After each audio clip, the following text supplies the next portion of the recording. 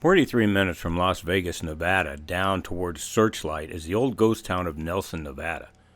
Like the Calico ghost town in California, it is privately owned. The route is over well-paved and state-maintained roads. It's an easy ride to get there in any vehicle. The old town lies in the Eldorado Canyon area, which is one of the original gold mining areas in the state. Like the town, the signs have seen better days. The original gold mine was the Tchattuka mine. That's an Indian word. It's a combination of two other words, tekaenga, meaning hungry, and to soup, flour. The literal English translation is hungry, come and eat some flour. The miners took it as a request for bread, and they offered to trade that bread to the Indians for the location of the ore bodies. This entire little town is what is left over of a patented mining claim, and I believe it is owned by a single family, and I don't know what their last name is, and I think they've owned it for a long time.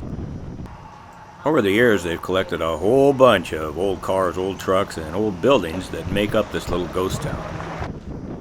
It has been used as the backdrop in a lot of movies, so they're making a pretty good living at it. The little town, by the way, is a fee area. They charge $1 to walk around through the old trucks and cars, and I think there's probably a liability waiver there too, which keeps them covered in case you get bit by a rattlesnake.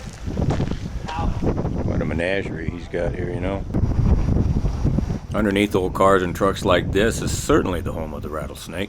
So in all prudence, you should wear boots and don't talk while you walk. Watch while you walk. If you need proof that they're there, they have a whole freezer full of them in the gift shop to look at.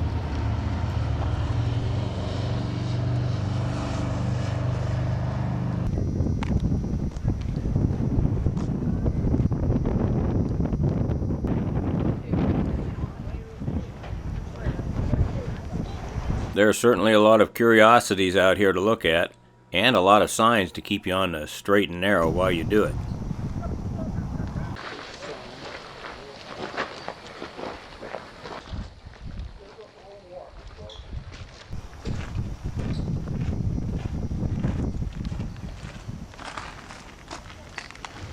Besides all this graveyard of old equipment and stuff laying around, the owners also give a short underground mine tour of what is a short segment of the old Tchattuka mine, which they're now calling the Eldorado Mine. A close friend of mine challenged us to come up, take the tour, and then try to convince the owners that we should be able to do a ghost hunt, which he already knew was something that they don't approve of. That's the top entrance to the mine right up there, but that's certainly not where you're going in at. After reviewing all the necessary disclaimers warning us not to, we signed up for the tour. The tour was very reasonably priced at the time that we took it, just $15. But unlike the mine, that's not locked in stone. They do have a website at eldoradominetours.com in which you need to make a reservation and check the current rates. I don't know how many guides they have, but our guide identified himself as a son of the owner. He called himself Joe Beck, tall and long-bearded. He began the tour in the gift shop with a 30 minutes historical review of what the mine was about. He explains all of the historical photos on the wall and the people that are in them, how the old miners did what they did, and what is the difference between nitroglycerin and dynamite, things like that. The historical facts were good. His delivery was impressive. Kids and adults both enjoyed it. If you want to share in, you need to go pony up for the tour. From there, a short walk across the street to the ground level entrance of what they call the Eldorado Mine. 120 years ago, that's what these guys lived in right there. No running water, no showers. His bathroom was outside, you know. Not very. You're going to be fine. I'll take care of you. As we were walking in, he suggested to us that photography was expected and recommended. That was good, because we expected to do just that. However, keep in mind you're underground, and the pictures are going to come out really dark unless you've got infrared, such as we had.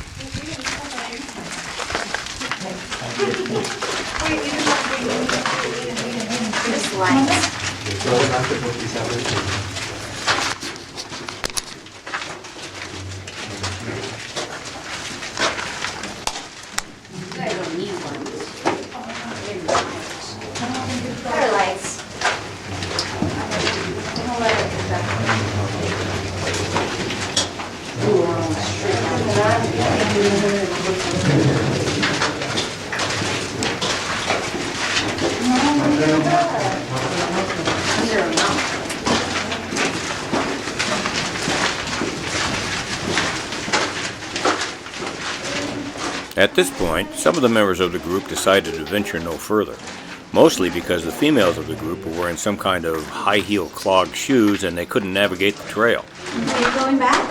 Yes. Had enough, huh? Now, to me, why someone would wear high heels on a mining tour when it's been advertised in advance that you're going to be walking on gravel is more of a mystery than going into the tunnel itself. Once in the mine, Joe Beck starts the second part of his narration. All right, so this quartz vein is starting all the way back there and it's coming all the way through here, right on through here, and it continues that way. What's happened right here? Earthquake. Yep.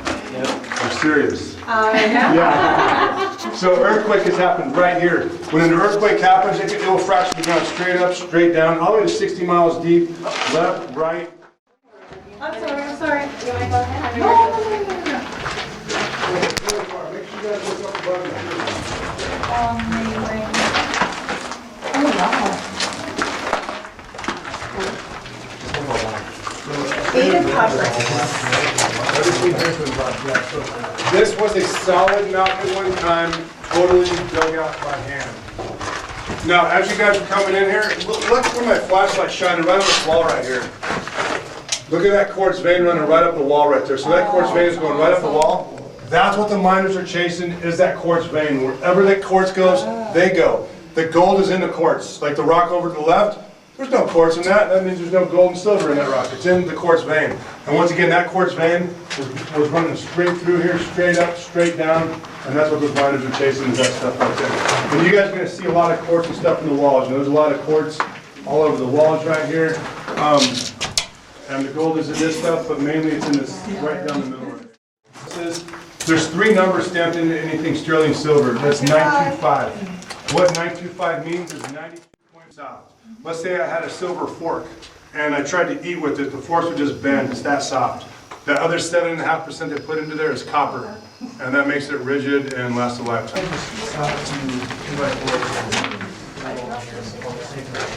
7 years good luck, buddy? You know what would be really cool if we came in here with a black light? I'm proud of you guys.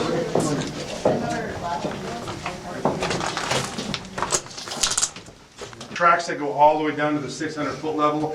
Every single level hooks up with that hole back there. So if we go back to this main entrance right here, we go back about 120 yards, turn right about another 190 yards, you'll get to that big hole right there.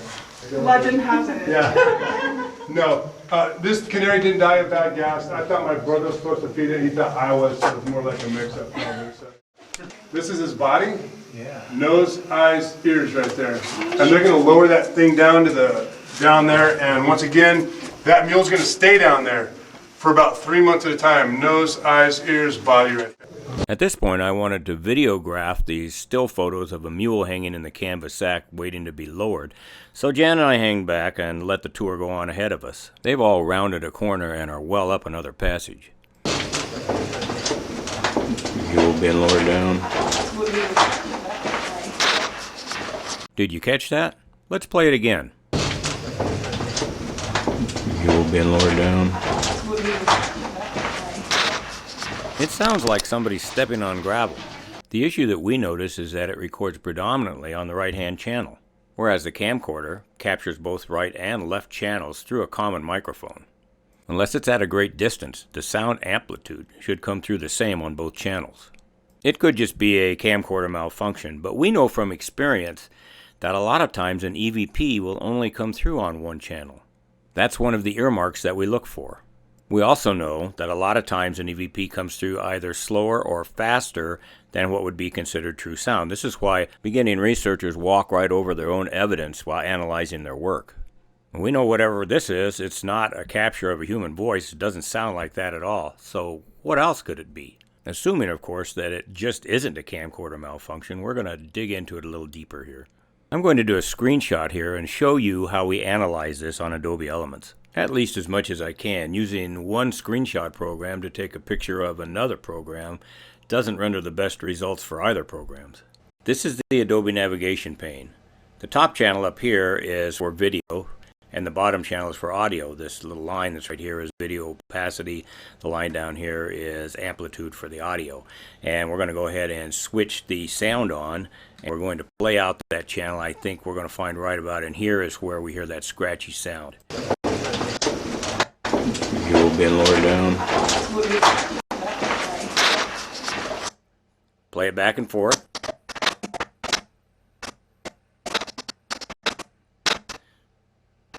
So what I'm going to do now is I'm going to click this little X here, and we're going to separate this part of the channel from the other part of the channel entirely. Okay, then we're going to go to the other end over here, and we're going to separate it again. I'm going to enlarge it just a little bit here so I can see what I'm doing. And we're going to go ahead and highlight this part of the track. That's where that scratch is at. Hear that? And we're going to go up here to the clip.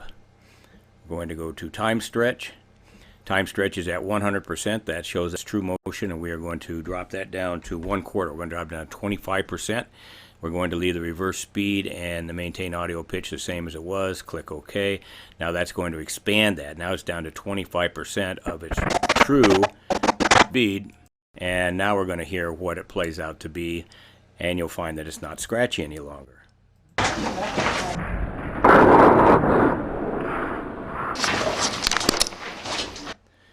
Believe it when I tell you that there was no one more surprised than I when I listened to it. It sounds like some kind of explosion, probably dynamite. I have no background in mining. I've never even been inside an underground working mine. I have no frame of reference to draw from, but my imagination tells me that's dynamite. Here it is twice more. You will be lower down.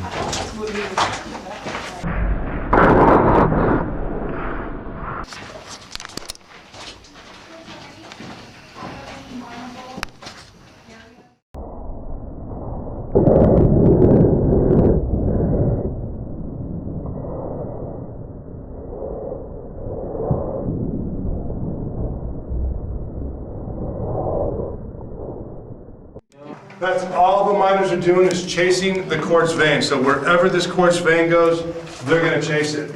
Now, think about this. This quartz vein right here was connected to the quartz vein we just walked down. So 20 yards that way, that quartz vein was continuing that way. These two used to hook up. Earthquake after earthquake after earthquake, they've shifted over 20 yards. There was a big earthquake here in Vegas about 3 weeks ago. This thing moved 3 foot in that. There we go. Yeah. Carbide lamps, these were invented in 1900. A carbide lamp, carbide goes in here. I'm digging through the annals of, history stuff. Never mind. Okay. Water goes in the top. So this is a water reservoir, carbide reservoir. This water is going to drip onto the carbide about 1 drop a second. So 1 drop a second, when water and carbide mix, a chemical reaction happens, acetylene is formed. So acetylene is a flammable gas. It comes out of a little tiny pinhole right here. They would light that, and this thing's 3 times brighter than a candle. So pretty cool little invention. 1900, that's invented. Yep. So from 1861 to 1900, this is what the miners have right here. And you've seen Scooby-Doo, I'm sure, right? Because they always take the person in the back. It is dark behind you, so. Yeah. That's dark. Yeah. Like, I can't even see you. She just stepped forward. Guys were up on the side of the mountain messing around. One of the guys fell in and died. In 1900 at the 300-foot level, so 100 foot down below us. Oh, hey, here's a human skull right here. At the 300-foot level. People getting killed all over the place. So if there's a such thing as something being haunted, it's this place right here. So, now earlier I was telling you guys about, I was telling you guys about George Hurst. So George Hurst had a claim on this mine. He hires 3 guys to claim jump us from George Hurst. He promises each one of these guys $500 a piece to do, so they agreed to it. These 3 guys, they move here. They're here for months and months and months to go through the process through the government to claim jump this. They're successful. When they go to collect their $500, John Nash doesn't have the money. He says he's good for it. I just don't have the money right now. 2 of the claim jumpers are okay with that. 1 is not. His name is Arby Jones. He's like, hey, I did what you wanted. I want my $500. So he's kind of making a big old spill about it, big stink about it. What happens next is John Nash tells one of the claim jumpers, Piet, get rid of R.B. Jones. He's causing a lot of trouble and he'll give you his $500. He agrees to it.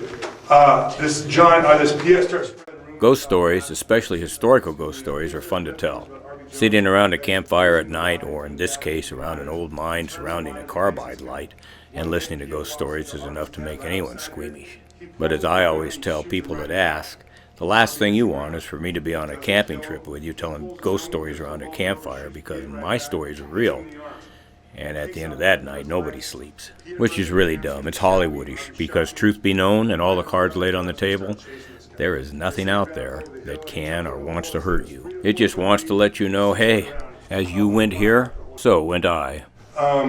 First guy chasing him sees him jump in that hole, and as he's running up to shoot, second day rolls by, he gives up. He's just begging for water, just please give me some water. They agree to it, so they walk over with the canteen. And they give him a bullet right in the head, and they kill him. Story's not over though. They talk about miners, so miners that weren't of the scene type, so guys that don't believe in ghosts, would see the ghost of R.B. Jones in here. They wouldn't come in here by themselves, they wouldn't come in here after dark. Say what? Because of ghost sightings, the miners were refusing to come into the mine after dark? These guys are working underground. It's dark all the time. This is a good example of one of those round the campfire ghost stories. Spooky in here. Like, I'll find myself way in the back there just doing chores, minding my own business. There's no lights back there, I need a flashlight. So I'll be cruising through, doing my thing, and then in my head, I'm like, man, Joe Beck, you gotta look behind you. So I'll stop and look behind me, nothing naturally, take a couple more steps and spin around real quick. It's just spooky, like See, the ghost you gotta is like, let Ghost Adventures oh, yeah? come take a look. So, Just walk them in the mine for a bit. Yeah, see what they get. I think I watched 2 episodes, I just can't handle it. Like, Joe Beck had already told those of us on the tour that he has denied Ghost Adventures 5 times to be on location. On that, we think he made the right decision. in front of me, it's just spooky in here. Now, on that note, my cousin, he was doing some prospecting in here. He's 300 yards in this mine. This is before we even have a business. 0 people come here a day. And he's minding his own business back there, and he's like, Joe Beck, I can hear a chain rattle. And he says his chain is just getting louder and louder and closer, and footsteps. He can hear something walking down the tunnel. Whatever it is, he says is coming in complete darkness. It was our dog. Joe Beck made it clear at the beginning of the tour when discussing the Ghost Adventure rejections that they neither condone nor permit ghost hunting on the property. So we didn't try to smuggle any equipment in. Lo and behold, the one piece of equipment that we brought in just to record the tour itself, just like any other tourist would do, turned out to be the one thing that made its own capture. Yeah, it's like I tell my kids, it's a lot worse in your head than it is in real life, so. Can handle it. He killed himself. Apparently, Plenty far. Just right here where my light's at, perfect. And then, Wait, sorry, what? all right, Oh, yeah? so. That's the good stuff. Let's just say I'm a miner and I'm going this way right here. So there's going to be 2 guys here working side by side. They're going to put a hole here and here. Each one of these holes in the middle, they're called the relief holes. No explosives get put into these 2 holes at all right there. From there, they're going to put 6 holes around it. So you got 2 holes up here, or it's right here, and the wall's actually right here on the left. after the tour, Jan and I hung around to try to pitch the idea of doing a hunt to Joe Beck, and who I think were his parents. I told him I could set up one of our portable surveillance units in the mine without anyone having to be around, just let it run all night long by itself. It still fell on deaf ears. But I met the challenge that my buddy cast out to us, and the drinks were on him that night. Yeah, you own that. Right there. So,